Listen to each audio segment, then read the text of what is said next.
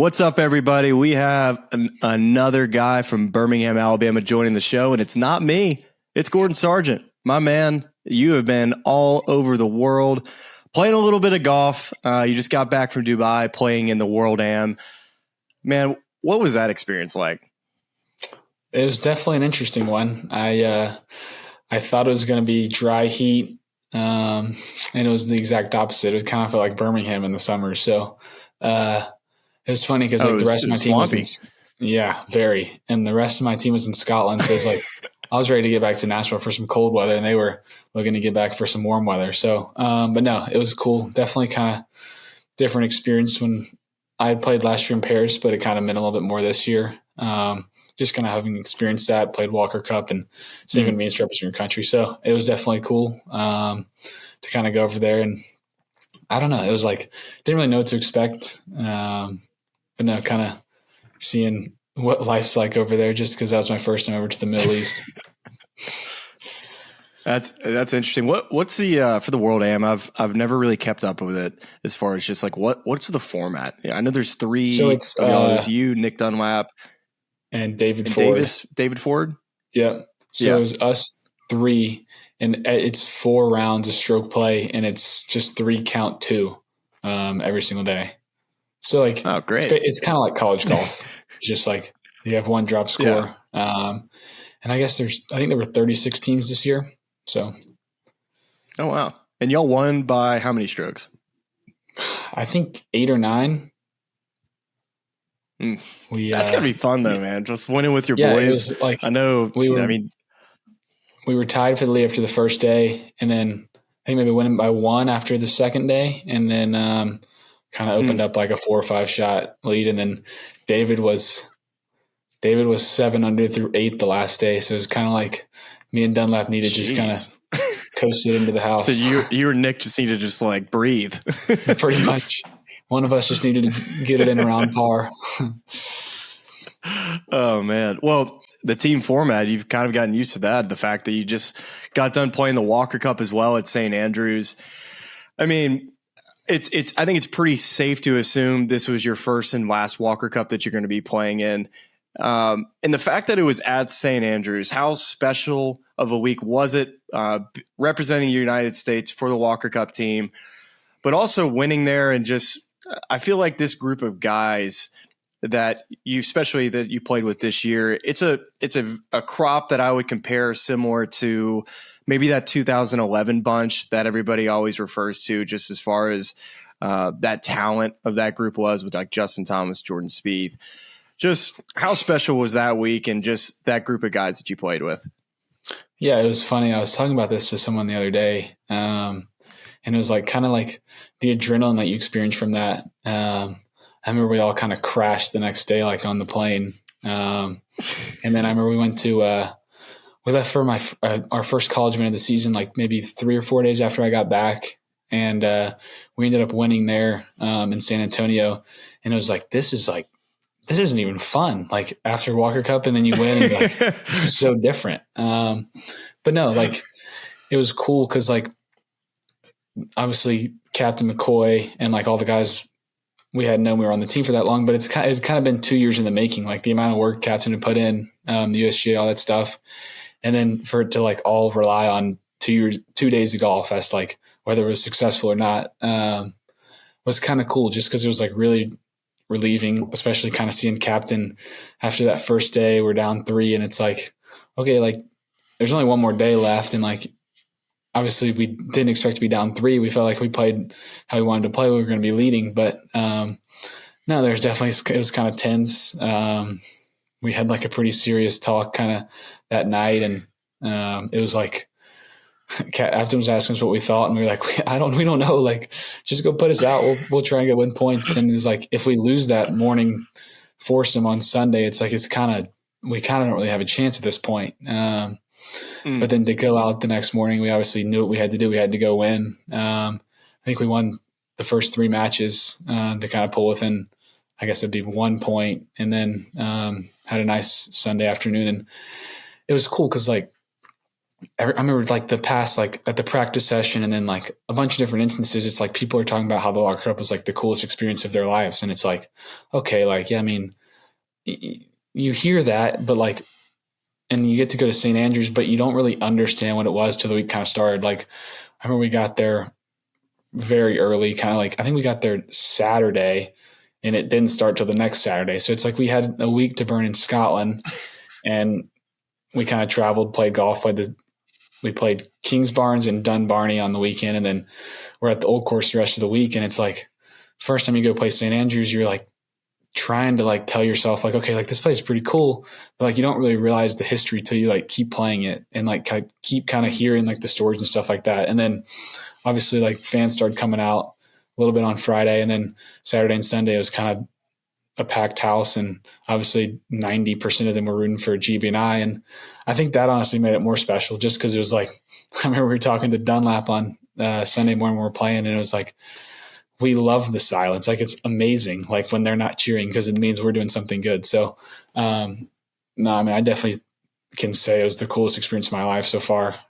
Just kind of seeing like, it was so cool because I think I was the fourth singles match on Sunday afternoon. And after my match, we needed like 1.5 more points. And basically like it was back similar to the World Am. It's like, if we just play like we have a pulse, like we're going to get a 1.5 points. And then, I remember Dylan made like a 6-footer on 17 to win the hole and go one up into 18. So it's like, okay, he's not losing this match. So there's another half point. And then it kind of just started like flowing in from there, like a couple points coming in.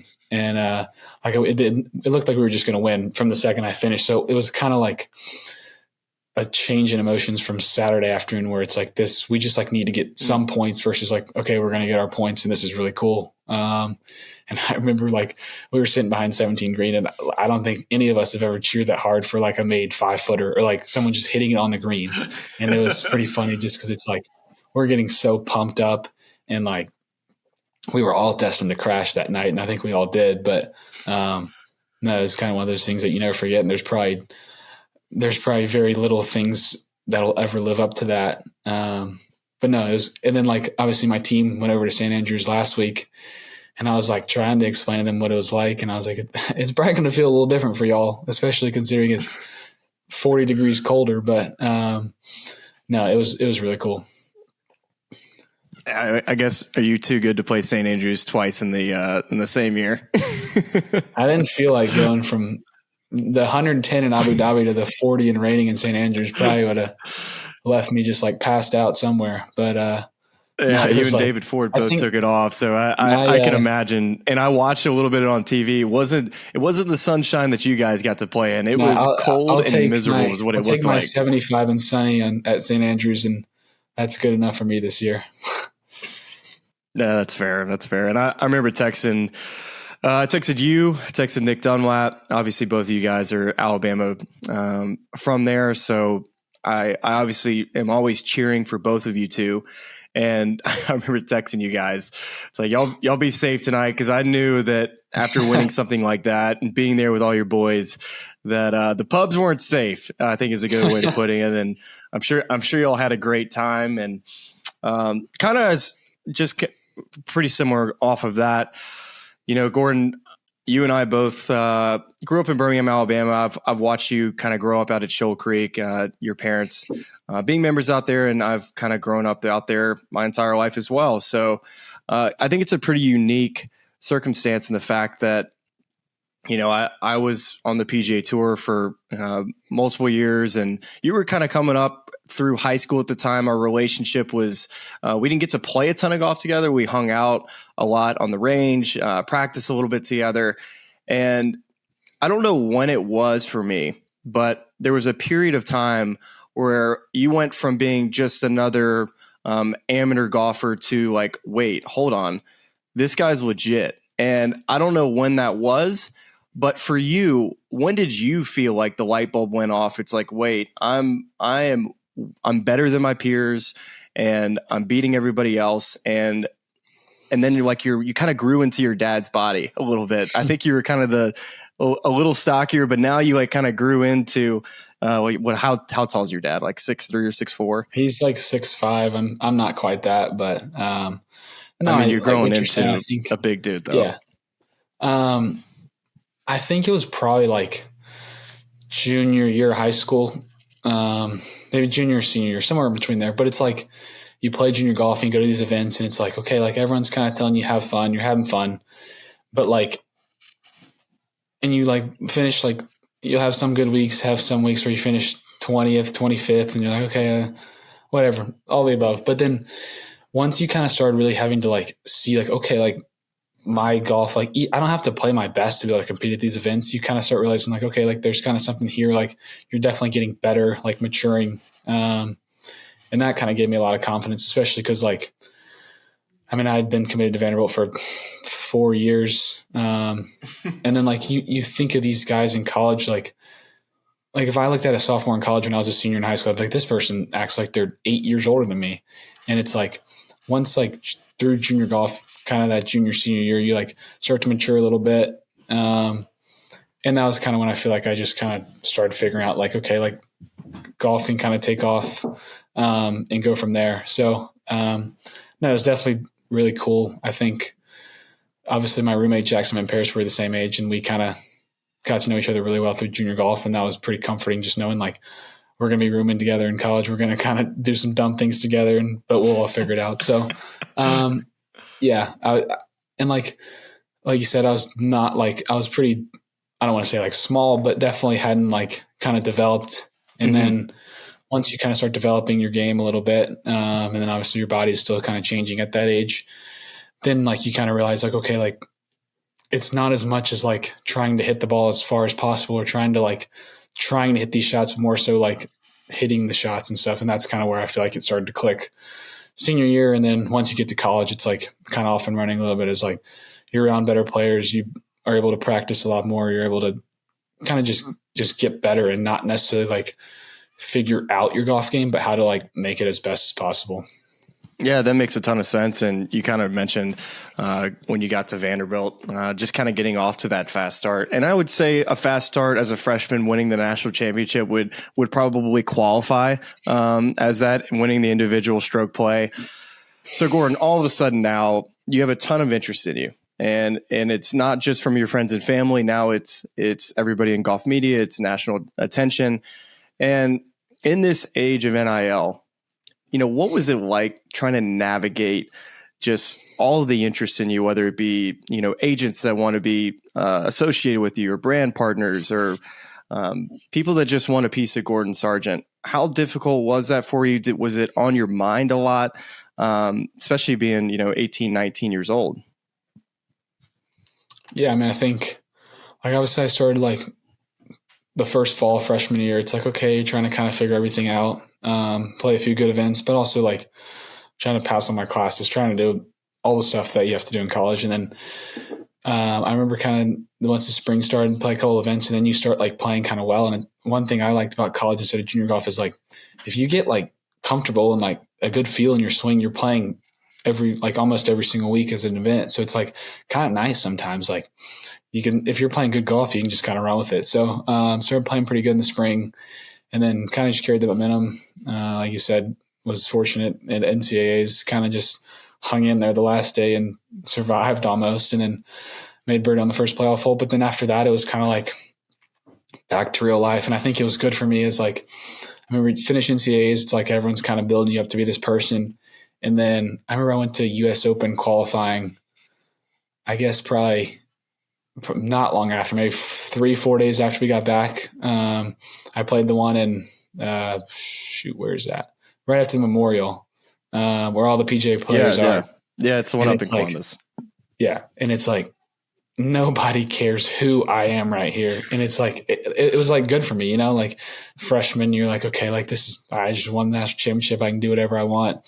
And then you go there and it's like, these guys are still so much better than me. But then, yeah, like obviously you realize like you can get to that level if you just kind of put the work in and keep your head down. So it was definitely like that summer started getting a little bigger, playing AM events. And then, yeah, like obviously NIL kind of started to take over a little bit. You look at like, I'm looking at these basketball players and football players making like millions, and you're like, I want a piece of that, like, I don't know what brand's going to pay me $1 million, but I'll take whoever it is. But no, like it was definitely like, I mean, you've always heard like the saying, like good golf takes care of everything. And it's not like you have to make your life revolve around good golf, but like whatever you're worrying, like if you're worried about NIL, if you're worried about getting starts, like if you go play good golf, like all that's going to be there. So that's kind of what I tried to like tell myself. And yeah, like I eventually did an NIL deal with Titleist then. And that was kind of cool just to see like Titleist has been something that like,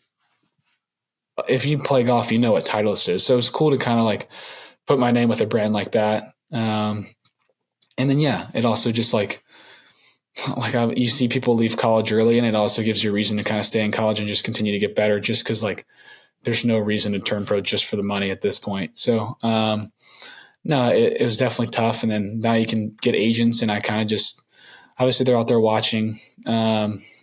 Like, I don't know if it makes you like nervous, because it's like college coaches watching you. It's like, I hated it always. It makes you like kind of like, you feel like you have to play good golf, but at the same time, it's like they're watching you for a reason. Like they know you're good. Like they're not, just because you make a bogey doesn't mean they're just going to walk away. But like I did that process kind of in the off season, just to kind of, I just was like, I'm going to play golf in the fall, not worry about that, push it off to the off season. And that really helped me. But then it's nice to like get that stuff behind you, because now I don't have to worry about it. Like I remember Limbo always told me, like guys he coached, like in the senior year, you're trying to do agents while trying to get ready for professional golf and all this stuff. So I was pretty fortunate to kind of get that process done pretty soon. And then been really fortunate with Excel Sports. Everything's been really smoothly. And yeah, it's just made my life a lot easier.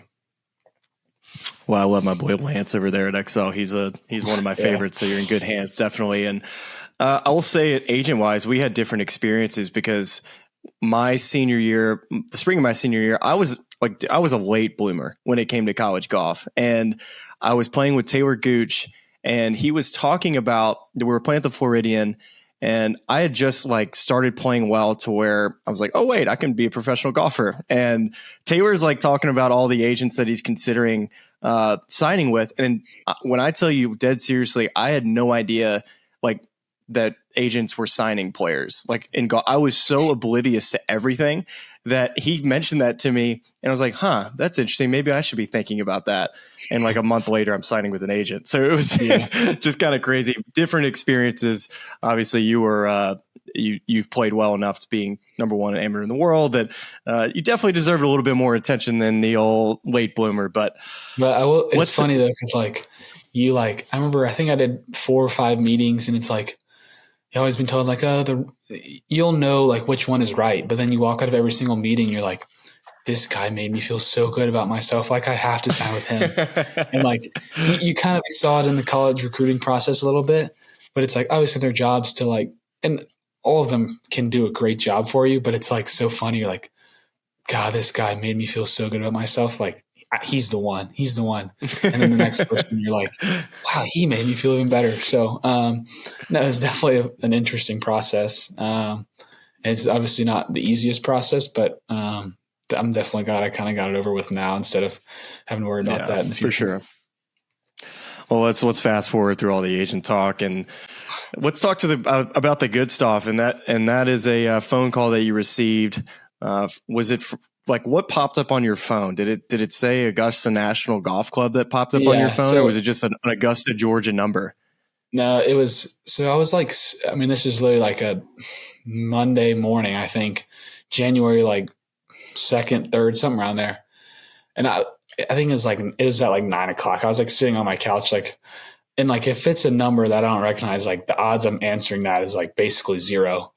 But I was like sitting, and like I have my phone on silent basically 99, pretty much 100% of the time. So I'm like, it was just sitting next to me, and I like look over, random phone number, but it like the caller ID, it says like Augusta National Golf Club underneath it.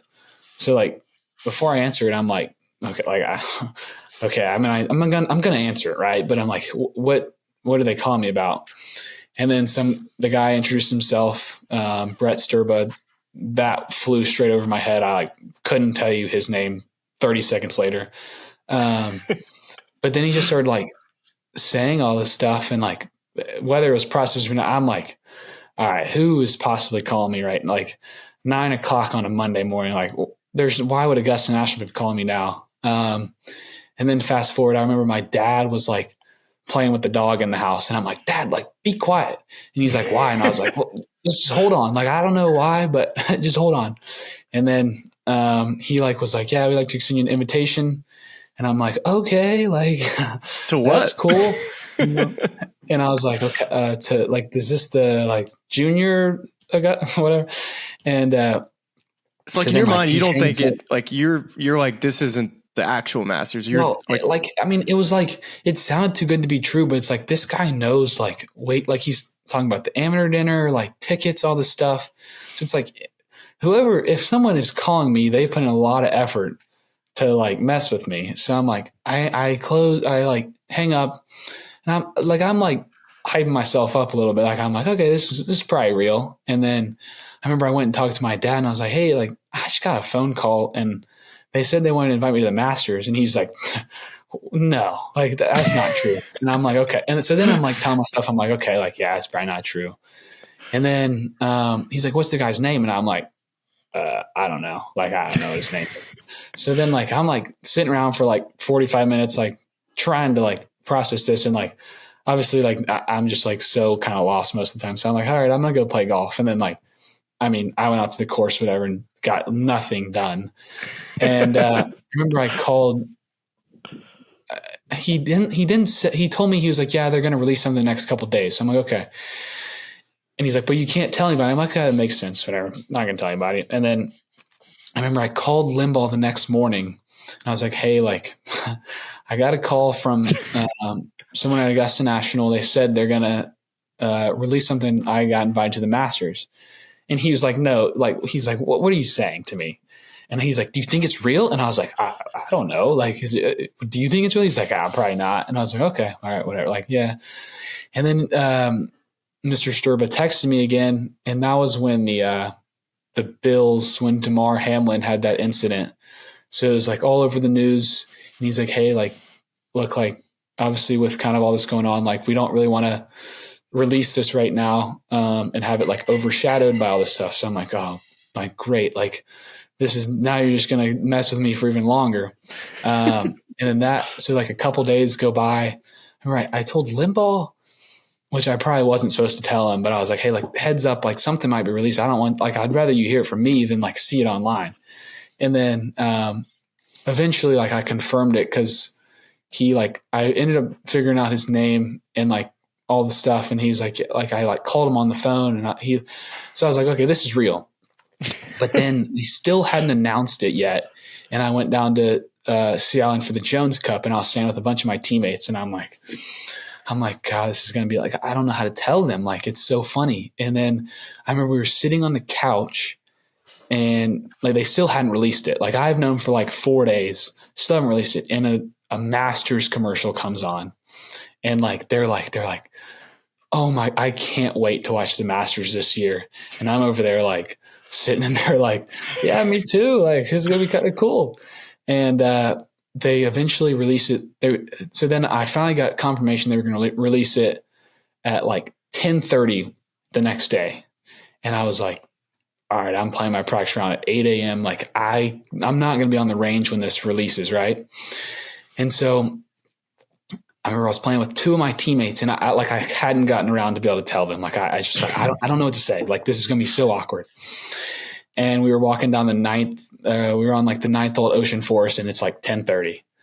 And like, obviously they're not on their phones. Like, they didn't know that it was happening. And we get up to the green, and Ben Adelberg from the back of the range comes up, and he's got this smile on his face. And I was like, oh boy, here we go. And he's like, oh, I heard you got like an interesting phone call. My teammates still have no idea. And I was like, like, it was just like I didn't know what to say, because it was like, they thought they were getting messed with too. So it was like pretty funny. And then obviously like told them, but then I like make the turn, and I'm like over there, like head down. I'm like, I don't really want to talk to anybody right now. Like, I'm trying to play a practice round. But then, yeah, obviously everyone was super nice about it. It was super cool. But yeah, it was definitely kind of like because like it would have been great if like someone had texted me like a little heads up or like something. Yeah. But like, because it was so out of the blue, so random. Like, there was no thought in my mind that someone was going to be calling me.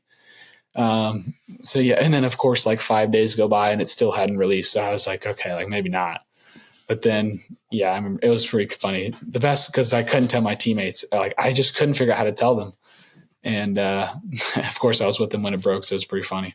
Oh, goodness, man. That's a good problem to have, though, I'd say, having to try to find a way to tell your teammates and be humble about it. But I tell you what I would have done when that Masters commercial was going on. I would have, listen, I'm not a great secret keeper, so I'd be like, yeah, I'll be playing in that next year. That would have just been like the ultimate flex. I think that was. It's funny because it goes through my mind, but then it's like, it's not like if I'd be like, hey, I'm playing the Masters, they're gonna be like, oh, nice, like that's cool. It's like that's cocky. You're not gonna right? hear that. Like, yeah, you were talking about that for the next couple hours. So I was like, all right, this is gonna be kind of awkward at some point, but at least it wasn't anything bad. Yeah, no, man. And all right, so let's talk a little bit about the Masters and just the week. Did you stay in the crow's nest? Who did you play practice rounds with? Par 3 contest? Just everything about the week. Yeah, I remember I got there Sunday. I played 9 Sunday because I'd gotten a bunch of advice, like just like don't wear yourself out. Like Such nothing. good advice, like obviously I can get there and go play 18 holes every single day, which would be pretty freaking fun playing 18 at Augusta every single day. Yeah. But I'm like, come Thursday, I'm like, oh, like is this like it was just you'd be gassed. So played 9 Sunday, and then I played 9 the Monday, Tuesday, Wednesday as well. But I also got good advice. Like, you're going to be nervous. Like, there's no way to kind of like not be nervous. But like, if you can play with like as big names as possible, like that'll only help ease the nerves a little bit. Just because it's like still standing on that first scene of practice round with a bunch of people watching, you're still going to be kind of nervous. So reached out to JT. He was really nice. He's like, yeah, like me and Homa were playing the back 9 Monday afternoon. If you want to join us, I was like, great. Like, sounds awesome. So I show up, like obviously pretty nervous, like hit some good shots, but also hit some bad shots. And then Tuesday William Kane caddied for me, a college golf fellowship guy. And he knows, somehow he connected me with Rory. I think he might know Rory's caddy, something like that. So I'm like, okay, like great. Like Rory's probably not going to respond back to my text, but whatever, I'll text him. And he responds. He's like, yeah, like let's play Tuesday afternoon at like 1:00 off 1. So I was like, perfect. Like I've played the front 9 once, played the back 9 once. We'll play the front 9. And then I like go talk to him on the range right before. He's like, yeah, Brooks is going to join us. And I'm like, Koepka, like you want to play with Koepka? Like what? Like this is when the live's like pretty intense, all this stuff. So I'm like, okay, like, I'll play with Koepka, like whatever. And no, like that was pretty nerve wracking, especially like, I mean, you see Rory step up on 1 tee, and like 1 tee shot's not like easy. Like if you hit a cut, like it's doable. Especially how far you hit the ball. Like you have to hit it within about a 10-yard wide window for you to like confidently like pick up your tee and know that's in the fairway. And of course, like Rory gets out there and just never looks like it's missing the fairway. And then Brooks gets up there and just like strikes one down the middle. So I'm like, okay, like, all right, these guys, what are they going to think of me? And I just block one into like the right tree. So I'm like, all right, okay, like it's like I'm hitting the next one. Like that's all that matters, right? You're walking off the tee. Yeah, I'm like I don't have to pull another one out. And then, but no, it was like pretty fun. And then Rory was like, "Yeah, I'm playing 18," and I'm like, am I about to like big time Rory and be like, "Hey, I'm only playing 9." Like, sorry, man. But thankfully, Koepka played 9, so I was like, yeah, like and Rory obviously didn't care. He probably didn't want to play the back 9 with me. But no, it was funny. I was like, yeah, like I think I'm only going to play 9. Sorry, Rory, you're going to have to go play the back by yourself. But no, that was really cool. And then played with Harmon Wednesday morning off the back. So it was definitely, obviously the guys I played with were all different. Harmon was pretty funny. We're on like 12 tee and he's like fishing snakes out of the water. So it was pretty lighthearted. It was funny. Just us two having a good time. So yeah, like obviously felt pretty prepared for the week, like had a pretty good game plan.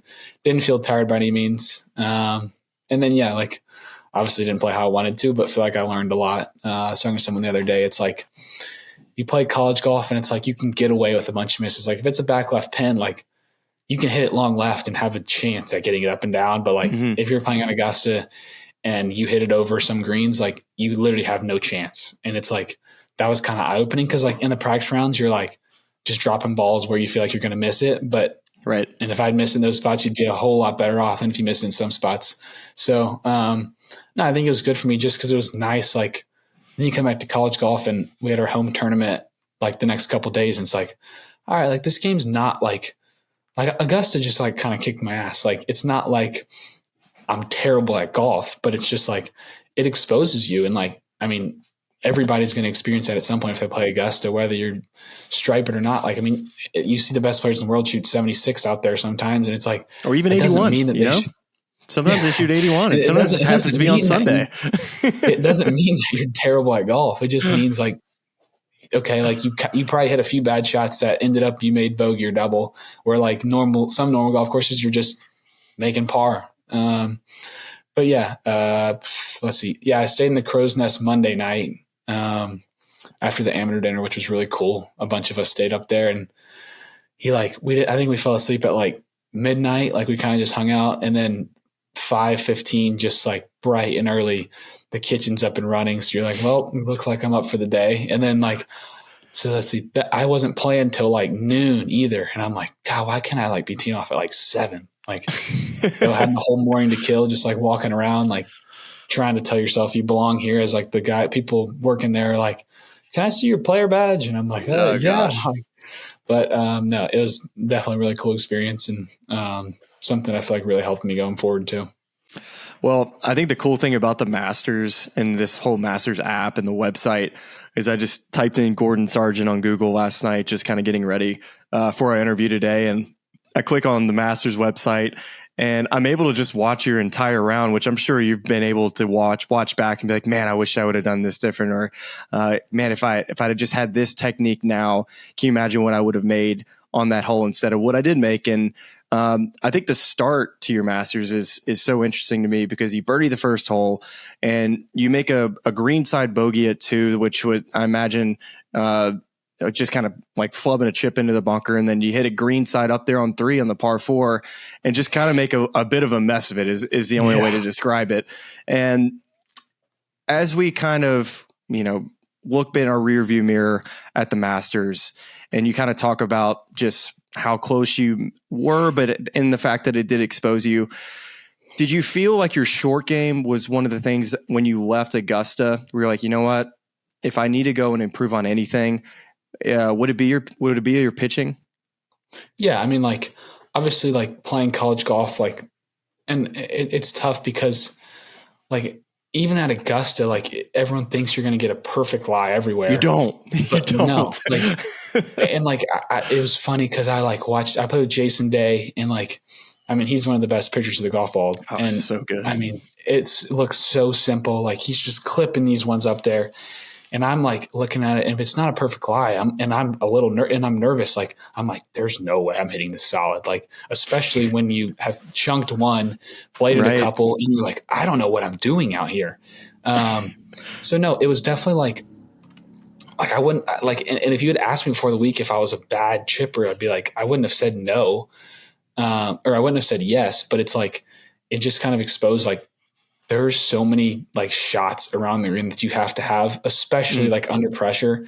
So yeah, it's definitely something I kind of worked on after, but like at the same time, it's like, I saw J Day, like just sod one on hole number 8 from greenside. And then he has like a 70-yard wedge shot on 15 and hits it maybe like 20 yards and it one hops into the water. And it's like, okay, like it's not like we said earlier, it's not like we're terrible at golf because we did this. It's just like, Augusta, you're going to see some shots that are pretty bad. And like, obviously the guys who win are the ones that know how to hit all the shots. So I think it just like exposed the fact that like, especially under pressure, like there's definitely many different techniques in chipping and there's not one blueprint that you have to have, but like there's some commonalities that all good pitchers of the golf ball have. And like, it's funny you say it, 'cause it's like over the past like 2 months, like work with my coach, it's kind of the opposite of what you think, honestly. Like and like obviously you've seen all this stuff with Victor recently, and it's like steepness like is good.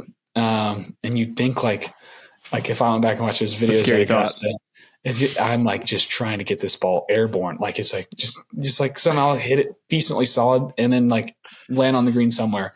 But it's like the opposite. Like you have to be really committed to chipping, and I wasn't that week, but it was like obviously it's people say like it's like Limbaugh always says like sometimes it's really good when we don't win because it makes it like it shows us that we don't have it figured out. Like even if you win, like even if you win a college event or like something like that, that doesn't mean like you've got it figured out by any means. So it was good to like see like, okay, like it's like I drove it like pretty well. And like it's not like I hit my irons terrible, but it's like you see the inconsistencies and see that like on tour you can't be hitting, like you have to be really consistent. So it was like it's funny because like I play at Augusta, like didn't feel like I played horrible. Like yeah, my short game was pretty pitiful and like I didn't do everything great, but it's like you walk away with at 9 over and you're like telling yourself like, I mean, I'm not very good at golf. And then like the next week I play a college event and win by 8. And it's like, like literally 2 days later.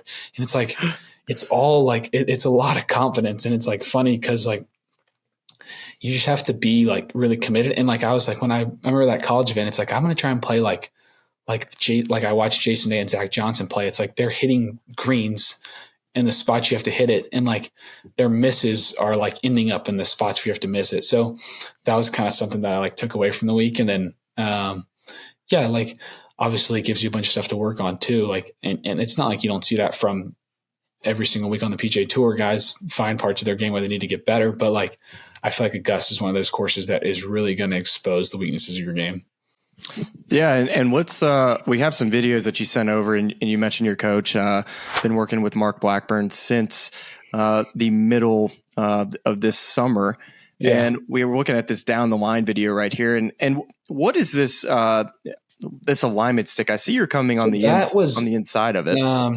Like I've always like weirdly enough lined it up all like kind of in the heel and like, I don't know how to explain it, but like he was showing me videos of like some like good pictures of the golf ball. It's always kind of toey. Mm-hmm. It's kind of outside on the takeaway. So honestly, like I was trying to, and I've always like gotten the club head inside my hands sometimes. Like that's my tendency. So the little wooden thing on the ground is I'm trying to feel like the club kind of takes that path, which for me, as you can see, kind of neutralizes it out versus being like in to out. And then, yeah, like I've always like, I feel like a common misconception is chipping is like, you kind of like turn back and then like want to be shallow, kind of get some height on it. But like, it's actually like kind of the opposite as to like, if you watch Spieth, if you watch like a lot of good chippers, they kind of like, most of them lean forward on the backswing and then kind of go up and around a little bit. So that was something I was kind of working on a little bit. And you can definitely see a little bit more in the face on one.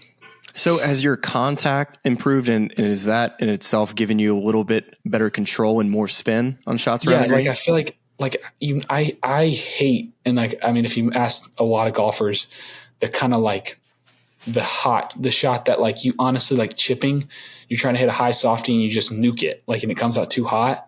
And like, so that's kind of where like just a hair toey helps a little bit. And it's like the same with kind of all wedges. Like I'd rather miss short than long, like every single time. So you definitely like can get a lot more creative, especially with different lies and stuff. I mean, me and you were talking about the kind of toe down shot the other day. Yeah. Charlie, pull that one up as well. This is a specialty shot. And Justin Thomas was actually talking to me about this shot last week in Jupiter and kind of walk us through what you're working on in this shot here. Obviously like nobody likes to have to a chip shot and see a poor lie or like a tight lie. Like if you could chip off Zoysia and put that thing on a tee, it'd be so nice every single day. But just kind of getting like high hands, toe down, just because the toe's not going to dig. The heel's what's going to dig. So like obviously you can see it's like decently tight lie, and trying to feel like really neutral into everything, and really just like not like a putting stroke, but like not much wrist hinge and just kind of like swinging the club, and really shifting through it.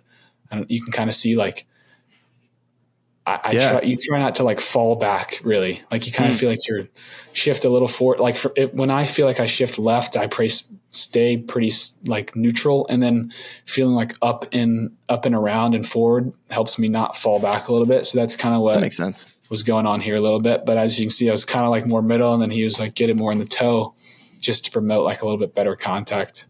And then obviously kind of high hands, you can see like no divot into the ground and not kind of sticking it in the ground. So like when you see this shot that you just kind of have been working on, is this a type of shot that you would have been able to use at Augusta National with like some of those lies that aren't good?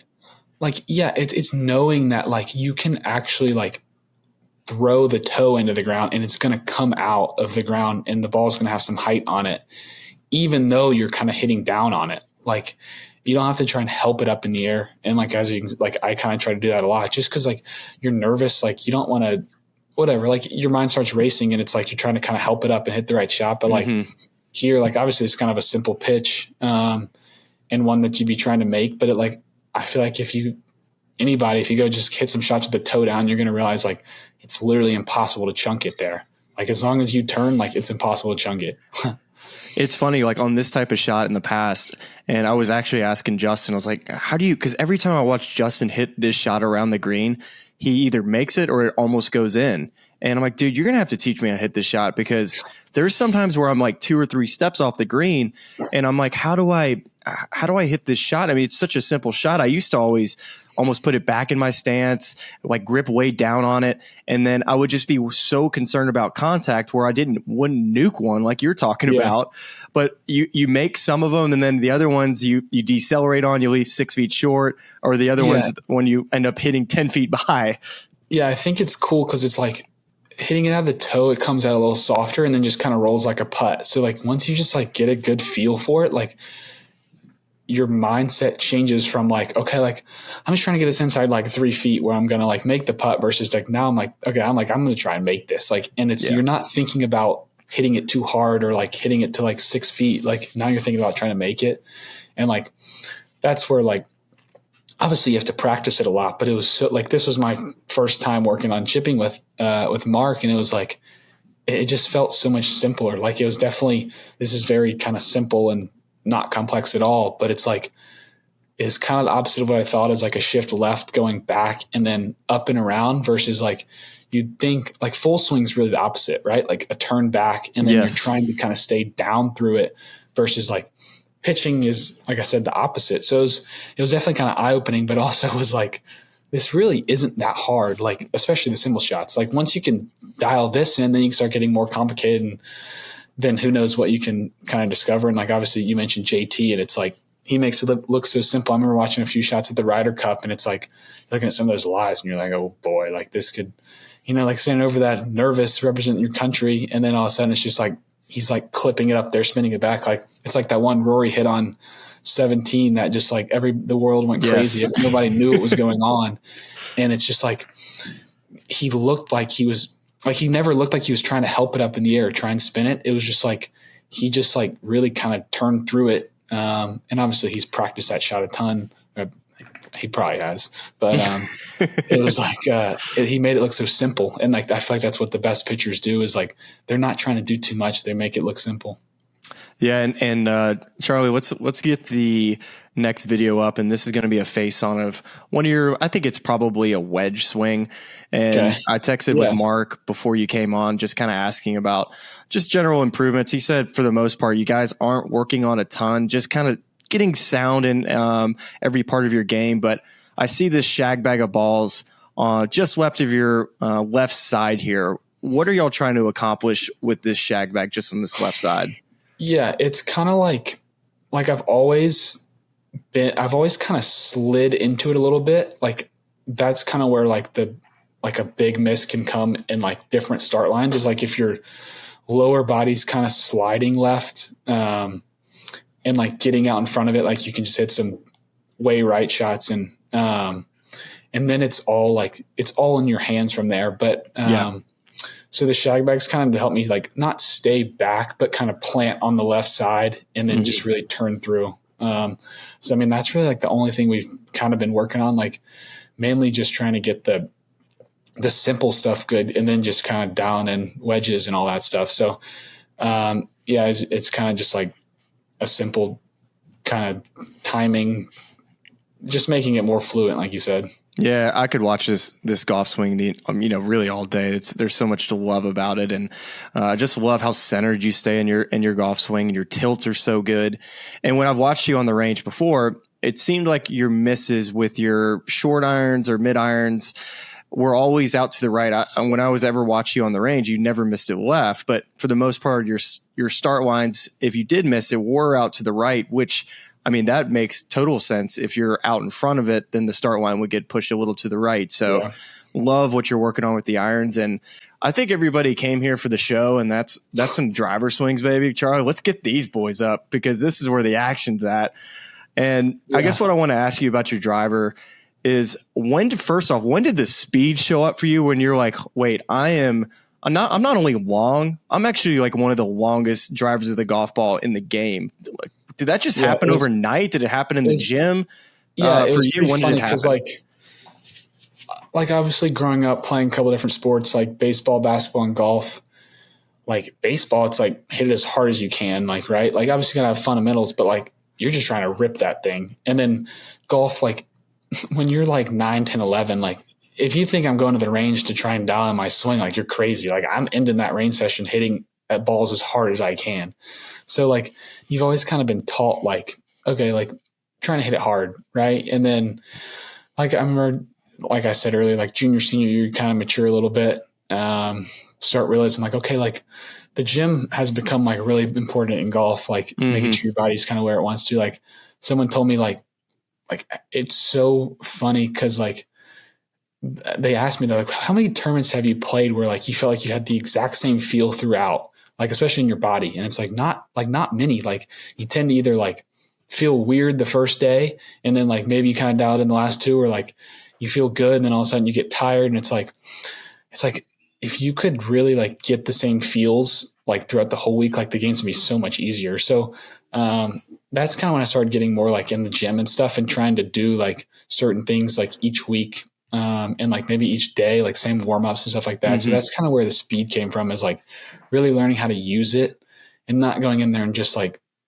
I'm not going in there to bench press, but going in there to like, although I wish I could bench press more, that'd be cool. But like going in there more so to like improve my golf game. And like, right. I'd love to have a 6-pack. Like that'd look sick. But it's like, when you think about it as like, I want to have a strong core so I can kind of control the speed. That's like where it comes from a little bit more. So yeah, junior, senior years where I kind of got the speed. And then like, I remember like, it was funny because so I committed in 9th grade, and then they implemented a rule where you couldn't, like the coaches, there was no recruiting for like a couple, it was not supposed to be till June 1st of your junior year. So I basically went like a year and a half as to like the coaches, like I didn't like see them or anything really. And then at the US Junior at Pinehurst, my senior year, which was kind of like after COVID, so I hadn't been playing many events, the coaches hadn't been recruiting too much. Our assistant coach came out there, and he was like, he didn't even like recognize me. Like, and he was like, you're hitting it so far. And I was like, yeah, like, I guess so. Like, I remember on like, I don't know if you've ever played Country Club in North Carolina, but like the 18th hole, the 18th hole at Dogwood's that par 5. And there's like, you can hit it like 280 out to the right, or the water's like 315 to carry. And I remember like, there was one round in the practice round I'm playing, and I'm like 315, like, I kind of like, if it's a little downwind, like I'm going to hit driver, like it's 100 degrees here. Like I'm just going to send it. Like, it's not like it's easy to hit out to the right. And in the stroke play, I remember Limbaugh was watching me, and I get up to the 18th hole, which was it would have been my 27th hole of the tournament. And it's like sneaky, just a hair downwind. And like, I'm playing good. Like it's weird, cause it's like US Junior, or like most USGA events, it's like, okay, I'm just trying to finish top 64, right? Like basically, like if you just make a couple birdies and don't do anything stupid, like you're going to make match play. And when I got there, I'm like, I see Limbaugh, and I'm like, oh, like I want to hit driver so bad. And I looked at my caddy, who's one of my good friends, and like he was not telling me what to do that week, like at all. And I just like kind of pulled driver out of the bag, like, and I was like, as long as he doesn't like look at me like I'm idiot, like I'm hitting it. And I just ripped this thing and like, I mean, covered the water by like 20. And I was like, okay, like now, like that was kind of the first time where it was like, you can use your speed to an advantage, right? Like 99% of the field could not hit that driver over the water. And then in match play, in one of my matches, I was one up going to 18 and I sent driver over the water too. And it's like, okay. And then that's kind of when it came into like big picture. I was like, this speed like can really be something, especially if you can control it. And I remember like have some weeks where you drive it well, some weeks where it's like kind of a little all over the place. And then, now it's like, obviously I'm not working to, I'd love to hit it further. Like, I don't think there's anybody in the world that wouldn't want to hit it further, but it's like, also like you have to be able to know where it's going. And I'd say probably over the last like 18 months, that's kind of what I've been working on a lot. And yeah, like I think this video was from USM this year. And can you go to the down the line one a little back to that one? I think this was one that we worked on. I think I was choked down a little bit as like, just like a fairway finder, not like I'm not swinging hard or anything, but just like, I know that this ball's cutting and like, I can aim up the left and just rip this cut and it's going to be fine. So that's kind of where it's like with Mark, I've gotten really good as like, he's been really good as he works with the best players in the world kind of day in and day out. And just, like, I've really enjoyed hearing like, he's like a lot, like, if you look at every single guy on tour, there's similarities as to like, they all have a fairway finder under pressure. Right. Mm-hmm. So it's like kind of just like picking his brain on stuff like that is something I've been working on too. And I remember at USM, I drove it pretty well and it was like one of those things. And obviously it was in Denver, the ball was going 300 miles and it's like, you see a bunker at like 360 and you're like, okay, like, is it driver? And, but just having shots that you can rely on is something that, like we mentioned, since Augusta is like, has been really huge for me. So that would be your change up pitch, I guess, to get one. It's like Aroldis Chapman. It's like you have the fastball, but you need to develop that second pitch to be able to get one in play. And so what are you thinking? Are you just slowing down? Like how would somebody? It's more so like, so it's choked down a hair, but it's like I'm standing a little closer to it, which helps promote a cut, right? So like basically I can aim. I can't aim as far left as I wanted to, but if I aim left, I know that it's cutting. So like I at least know that like I'm taking the left side of the golf course out of play, and it's so much easier to play when you know that it's not going to go left than if you have a two-way miss. So that's kind of what that is. And cool. Like I don't know if it's necessarily slower, but like it's definitely more like controlled. Yeah, for sure. All right. Well, we had Adam Scott on the podcast a few months ago, and man, he was marveling at your speed. The conversation of the rollback came up, and then he started mentioning your name, talking about the speed. And we actually have a little bit of audio to play for you on this. All right. And, I also see the younger kids, and Gordon Sargent's probably the best example, they have this easy speed in the 190s, which is so wild. And I think it's awesome because like the athlete, we're becoming better athletes, and we shouldn't stop that. God, I wish I had that accent. Yeah, and the looks as well. I think that would go a long way for me. But all right, first off, how cool is it that Adam Scott's talking about you? Like Adam Scott was my favorite player growing up outside of Tiger Woods. First, let's talk about that first. He's definitely one of those. When I like finally was like, golf's like what I want to do. He's the guy that like.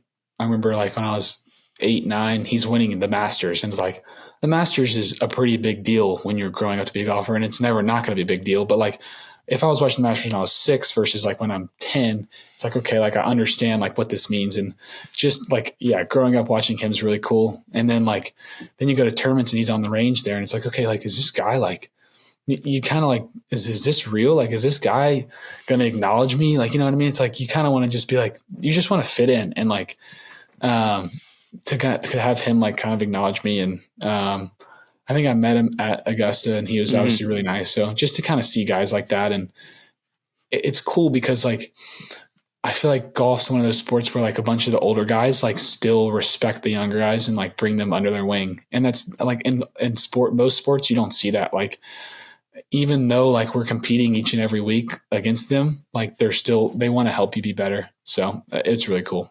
Yeah, I imagine so. And that would be flattering if Adam Scott could talk about my ball speed, but unfortunately it's probably in the low 170s, not quite the high 180s, low 190s like yourself. But I mean, do you want to use this platform to publicly apologize about just making all the old golf courses useless and the fact that we actually have to have a potential rollback? I mean, might as well be called the Gordon Sargent rule is what they're trying to roll this golf ball back. I mean, seriously, a lot of this discussion when people mention rollback of the golf ball, I mean, your name comes up.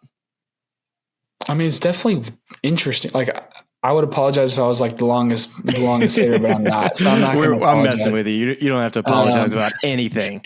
But no, it's funny because like it used to be like when you were younger, it's like if you're trying to hit it 300, right? Like that's what you wanted to hit. And it's like, then it just made the math so simple. Like if it was a 450-yard hole, you'd have 150 in, right? And now it's like, if the hole's not like close to 500, like you don't like, it's not like, it's so, the game's changed so much. Like I was looking at, I saw you played Panther National. Yep. And I was looking at the scorecard for it and it's like 7,900 yards from the tips. And it's like, that's just like unheard of like 10 years ago. But like, even during the summer in Florida, that golf course is not like, it's not like you're going to play it and be like, this course is ridiculously long. Like I would say there are some long par threes and, but yeah, it's definitely changed a lot. And like the golf courses are trying to kind of, I guess, add tee boxes wherever they can, stuff like that. But no, it's definitely different. Like, I don't know.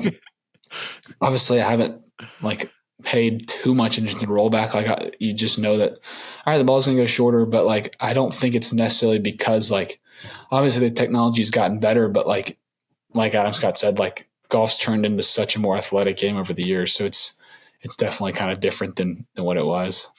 Yeah, and for those that saw the clip of Adam Scott, that was an interview that we had earlier this year, and it was really a fascinating conversation. One definitely you should go back and listen to. We talked about the rollback and his suggestions, and one of the things that he suggested was actually decreasing the CCs of a driver, making it much, much smaller, because so often now he said that when guys are nervous, they go out and they grab the driver, where in the past that wasn't necessarily the case. So that was definitely an interesting discussion and one you should definitely check out. And Gordon, there's one last video we have to show you. This was probably the wildest clip I've seen this year, and the only comparison I can probably can bring up here would be the old Q School video of the guy like putting to get his PGA Tour card and hits the back of the cup and pops out.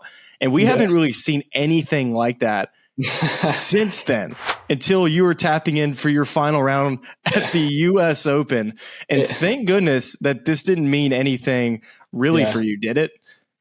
No, I mean, that would have been terrible if I was to make the cut or something like that. But yeah, I mean, obviously obviously it's like, it would have made a difference. Like, I 100% would take, I don't think there's anyone that wouldn't rather finish 31st than 39th. Right. But it's like, didn't cost me any money.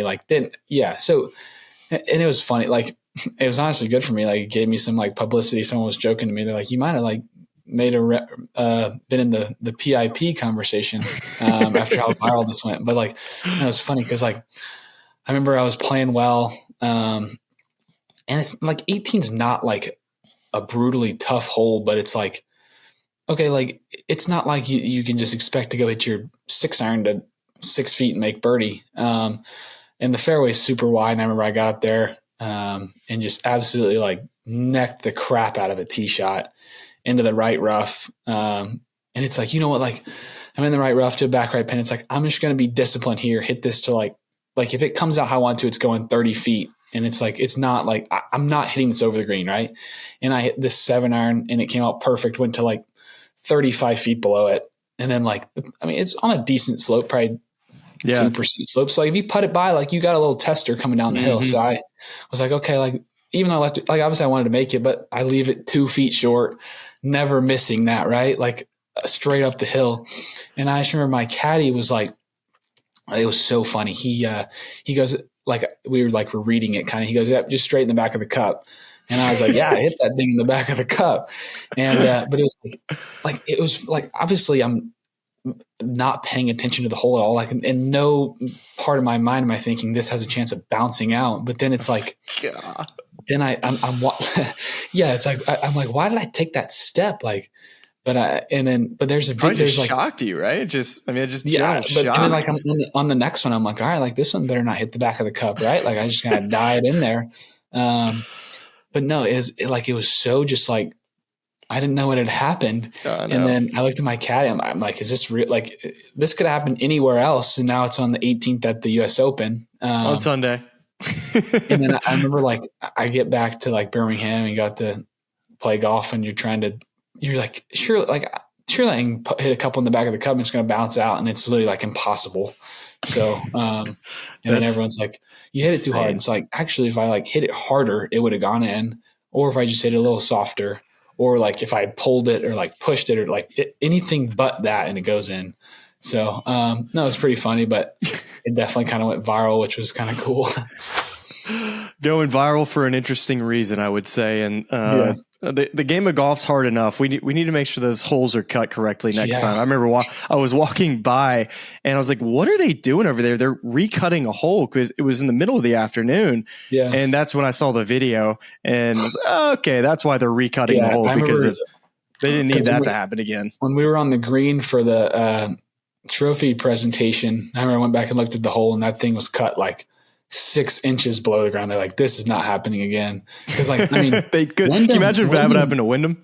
Wyndham was a little closer than mine, but like he was like the same angle. So it's like, and I guarantee you, he was not thinking about dying that last putt in the hole. No. So it's like, that would have been a little bit more awkward, because it's like what do you do? Like, I mean, it's not like you can give it to him, but it's like, I mean, I don't know. Well, it's all good now. Wyndham made the putt, and now you get a viral clip. So definitely one to always remember. And this is probably besides the Masters, this would probably be the biggest accomplishment for you this year. And this is something that just didn't happen overnight. The PGA Tour U Accelerated program is designed for people like you and guys that in the amateur world check every single box. They basically just dominate the amateur level, which is what you have done. And there's a stat I heard recently, and someone went back and calculated who would have earned a card under the same accelerated criteria as you.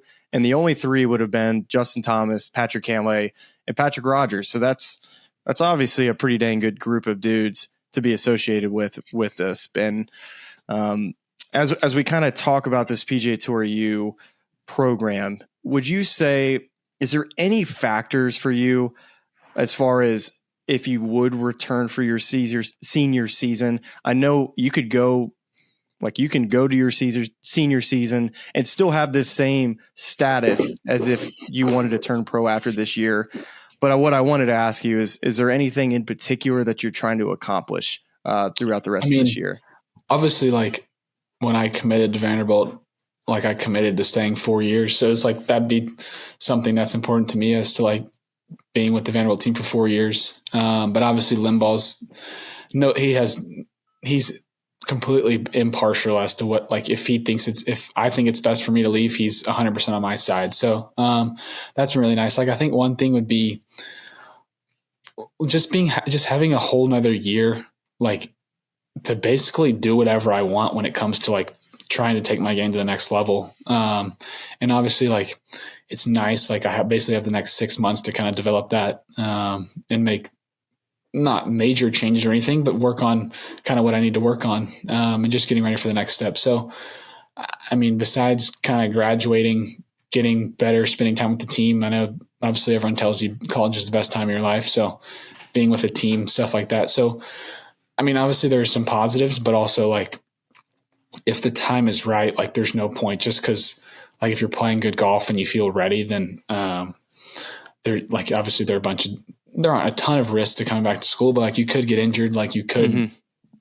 there's a bunch of different things that could happen. So no, I mean, I'm kind of impartial at the moment. Thankfully, I don't have to decide like necessarily anytime soon. Like obviously it'll be nice to kind of start making plans for whether I'm going to turn pro or not, but like when would you make that decision? Would that be at the end of the year? Or would it be middle of the year? It'd probably be like, I'd like to know before like,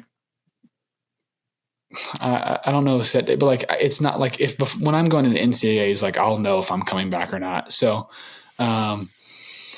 I don't know. Like, I think it's something to kind of talk about this off season a little bit. And like, I think I'm just going to like go about my business like I'm leaving, just because like if I'm prepared and I don't leave, like it's not like it's a big deal or anything. Right. So, I think I'm just going to have the mindset that I'm leaving.